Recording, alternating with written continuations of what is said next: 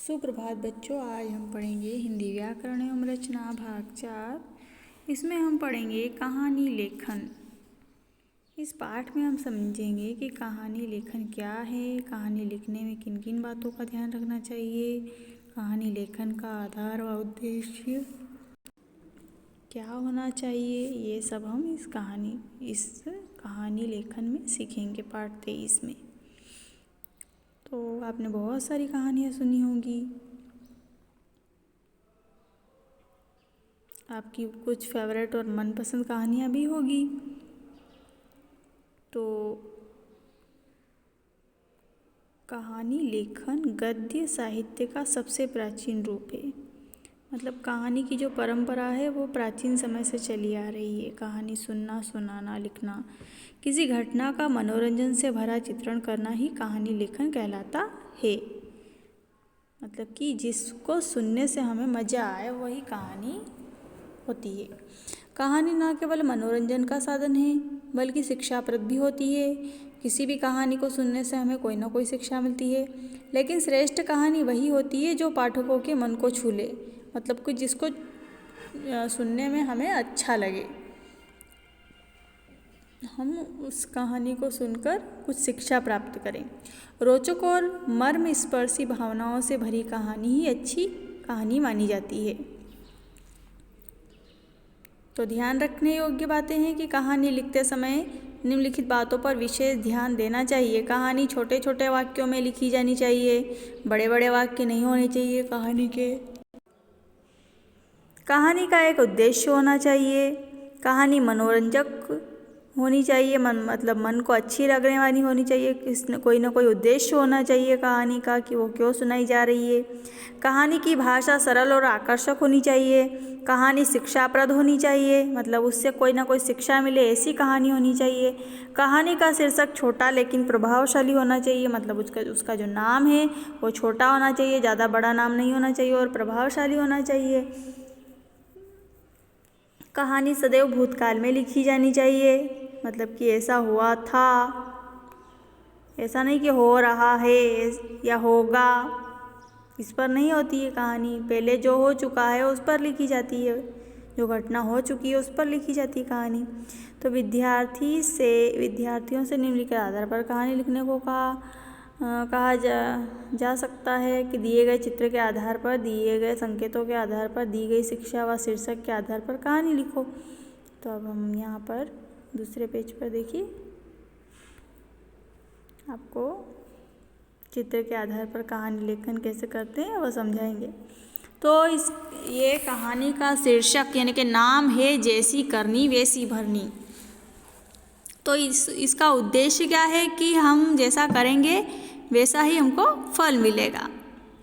इसमें ये बात छुपी है। तो इसका शीर्षक, इसका नाम भी वही रहेगा जो इसका मेन उद्देश्य है। तो चित्र को देखिए। एक छोटे से तालाब के किनारे एक बगुला रहता था। वह बड़ा हो गया था पर था बहुत चालाक। वह रोज तालाब में मछलियों को ललचाई नजरों से देखता रहता था। उसी तालाब में एक केकड़ा भी रहता था, वह भी बहुत चतुर था। बगुला रोज मछलियाँ खाने के बारे में सोचता था, लेकिन बुढ़ापे की लाचारी के कारण वह उन्हें पकड़ने में असमर्थ था। एक दिन अचानक उसे एक तरकीब सूझी, मतलब एक तरीका सूझा। उसने सभी मछलियों को बुलाया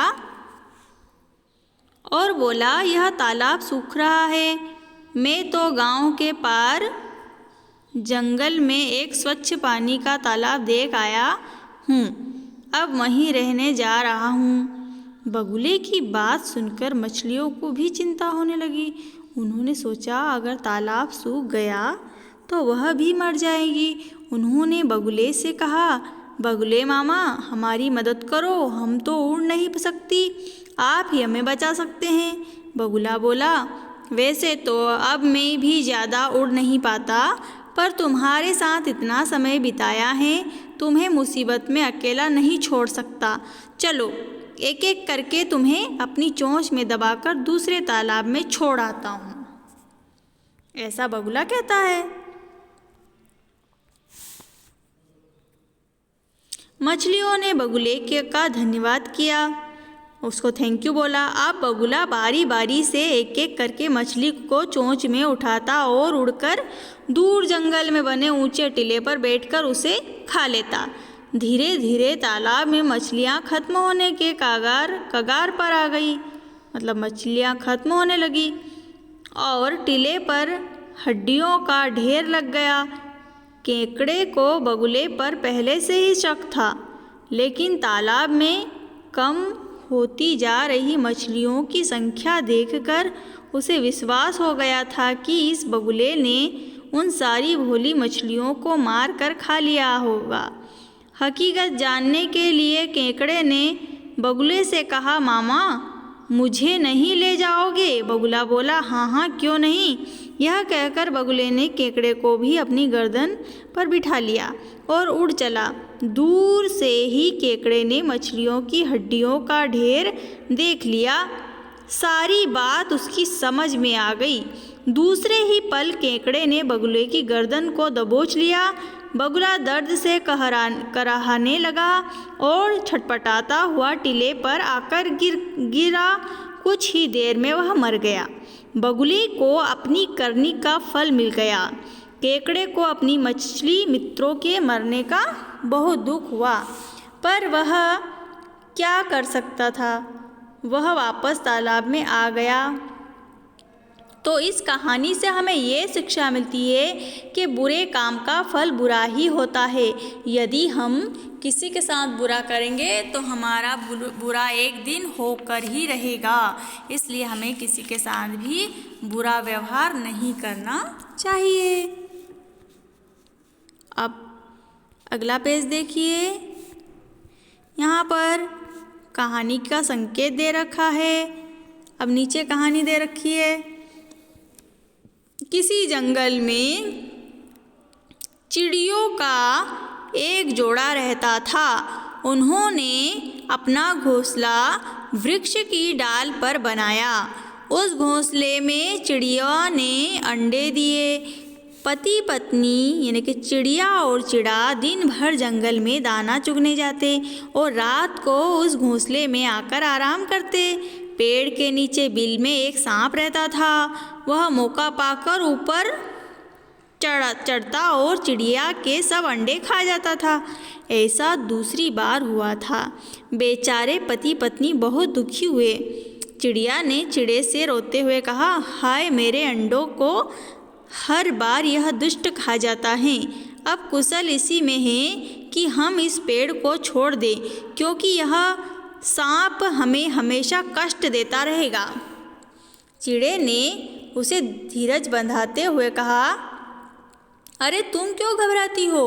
हम शरीर से चाहे इस सांप से कमज़ोर हो, परंतु बुद्धि के बल पर हम इसे मार सकते हैं। मैं आज ही इसको मारने का कुछ उपाय करता हूँ, तुम निश्चिंत रहो। उस जंगल में कुछ ही दूरी पर एक सुंदर उपवन था, मतलब कि बगीचा था। वहाँ एक नदी भी बहती थी। उस देश की रानी प्रतिदिन अपनी सहेलियों के साथ वहाँ नहाने के लिए आती थी। वह रथ से उतरकर अपने बहुमूल्य गहने उतारती और उन्हें एक सुरक्षित स्थान पर रखकर सखियों के संग यानी के साथ में नहाने के लिए चली जाती।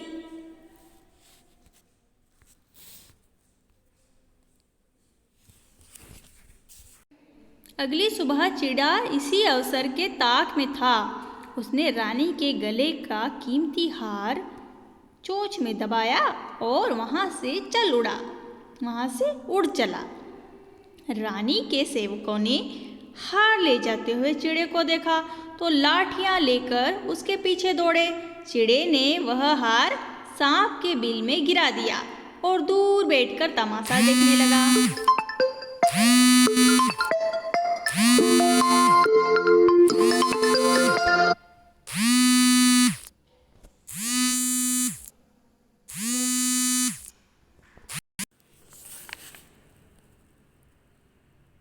तमाशा देखने लगा।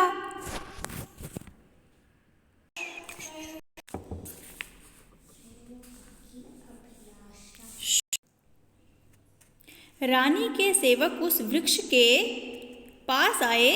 उन्होंने सांप के बिल में हार पड़ा हुआ देखा। उन्हें बिल में वह सांप भी नजर आ रहा था। तत्काल उन्होंने अपनी अपनी लाठियों से सांप को मार डाला और हार लेकर वापस लौट गए।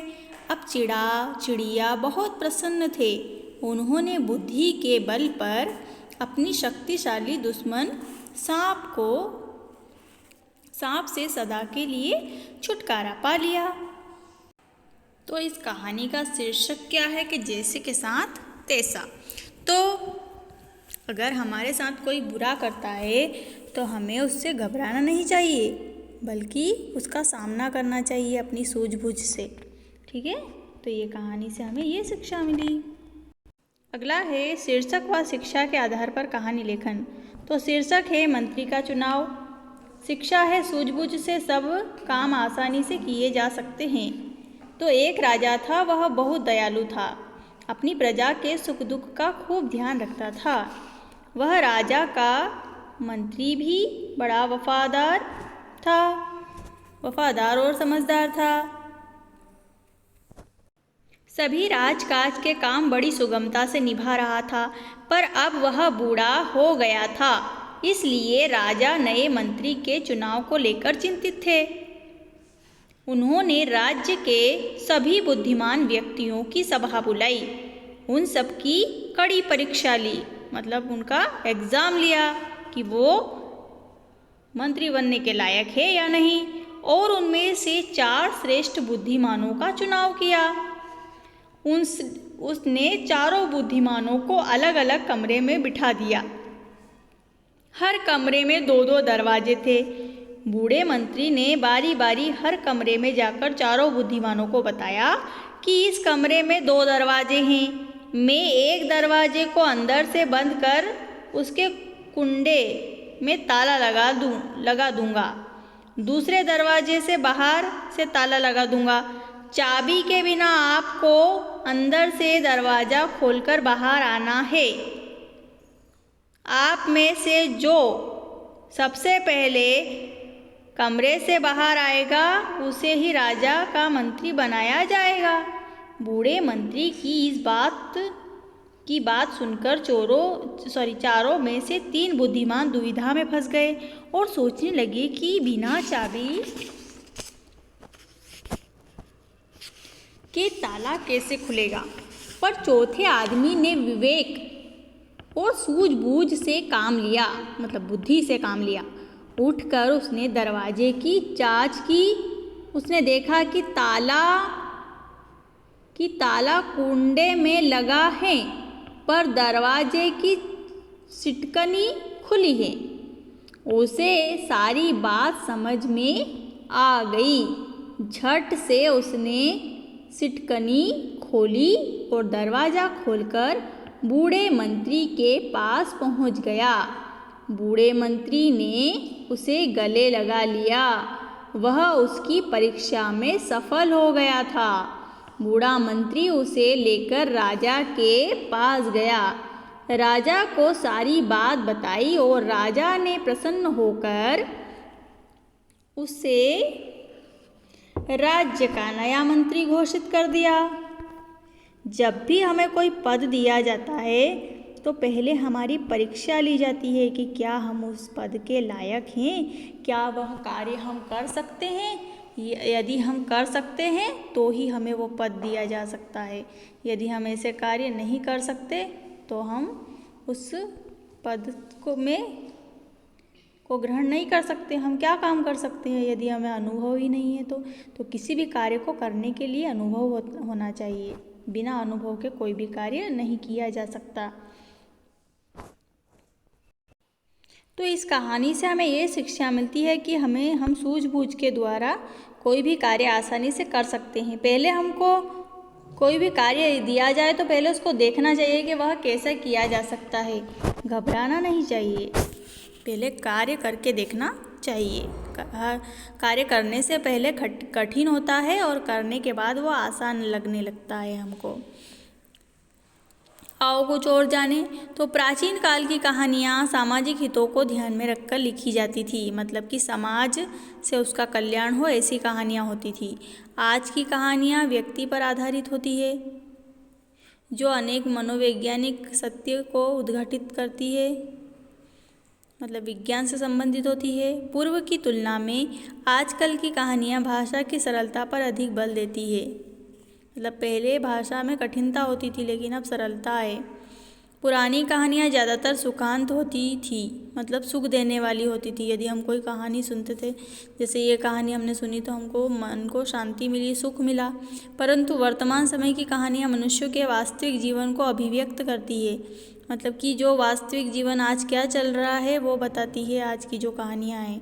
आपने सीखा, कहानियाँ हमारे मनोरंजन करने के साथ साथ हमें जीवन को उज्जवल बनाने की शिक्षा भी देती है। कहानी सदैव भूतकाल में लिखी जानी चाहिए। अब इसमें देखो लिखा है कि बूढ़े मंत्री के पास पहुंच गया, मतलब कि भूतकाल के सेंटेंस आ रहे हैं कहानी में, वर्तमान काल के नहीं है कि राजा बूढ़े मंत्री के पास पहुंच रहा, ऐसा तो नहीं है ना। तो भूतकाल में लिखी गई है कहानियाँ, कहानी की जो सेंटेंस है वो। तो आप का जो चैप्टर है यानी कि पार्ट 23 ये पूर्ण हो चुका है। इसमें कहानी लेखन हमने समझ लिया है कि कहानी कैसी लिखी जाती है। फिर मैं इसके आपको फ़ोटोज़ पहुँचाऊँगी, उसमें से आप लिख लेना। ठीक है, धन्यवाद।